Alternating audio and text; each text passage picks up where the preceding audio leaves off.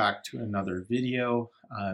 In this video, we will be specifically discussing what a digital nomad is and whether or not you're allowed to work in the United States for a foreign employer as a digital nomad.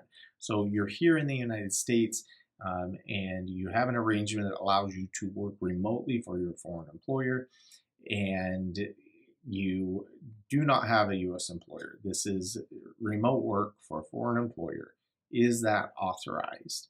And when we're talking about a digital nomad is somebody who works online while they're traveling, and they do this in different places. As long as they have access to the internet, they're able to do their job no matter where they are located, and either they're self-employed or their employer doesn't really care where they perform the work from, as long as they do the work. So you see this with like freelance writers or software developers or graphic designers, remote employees that are allowed to work anywhere their employer doesn't care. They don't have an in-office position. And a lot of people think that if your employer is outside of the United States, it doesn't matter where you do the work. But in reality, under U.S. immigration law, it looks at what you're doing while you're physically in the United States, not just who is paying you for that work. So even if your job has nothing to do with the United States, the U.S. market, a U.S. client, and you're working remotely from some coffee shop in New York or LA, it could still raise red flags. It could still be problematic for U.S. immigration. And here's the point.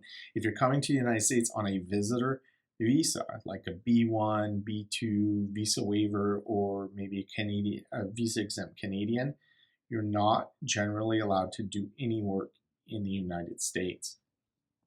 That work includes remote work for a foreign employer.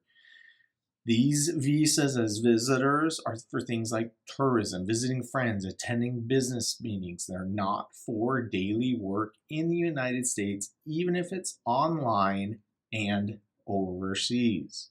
So there are some business-related activities that are okay.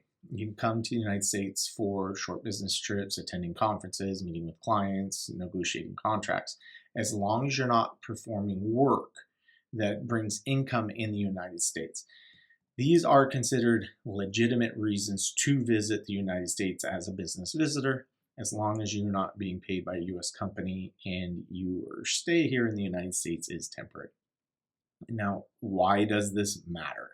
Well, because if you're questioned when entering the United States, either at a land port or an airport or during a visa interview, and it comes out that you're planning to work in the United States, even remotely, then you could be denied.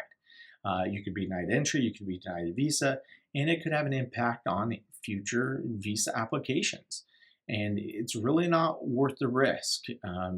If for U.S. immigration purposes, officers are trained to look for this. It's one of the primary things they look for when you're coming to the United States. Do you have the proper visa to do what you are planning on doing in the United States? If you don't have a work visa, well, you shouldn't be working.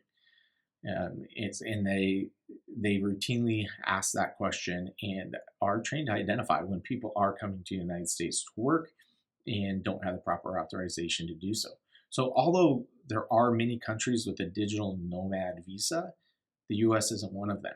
The United States has no visa designed for someone who wants to work remotely for a foreign country or a foreign employer while they're in the United States. If you want to live and work in the United States long term, well, you need the proper visa and paperwork to do so, and that usually involves sponsorship of some sort, either personal sponsorship through investment or sponsorship through an employer in the United States. And that all depends on your background. There might be visa options available for you to work in the United States. And each visa option has specific requirements that you need to meet in order to obtain that status to work in the United States. So if you do have legitimate work to do in the United States that brings you to the United States, make sure you have the proper work visa to do that. That should not be done under a visitor visa. It does not allow for productive work. So working remotely in the United States for a foreign employer is not allowed on a tourist visa. The safest way is to speak to somebody like myself, somebody who is versed in U.S. immigration, who can help you understand what your options are in the United States to achieve your goals based on your background and the type of work that you will be doing in the United States. So it's important to understand these rules. There is no digital nomad visa. Be careful. Don't come to the United States and do something you're not authorized to do under your status. And again, you cannot work in the United States as a visitor, even if the work is remote and you're being paid by a foreign source for that work. If you have any questions about this video or any other U.S. immigration matters, we'd be glad to help you out.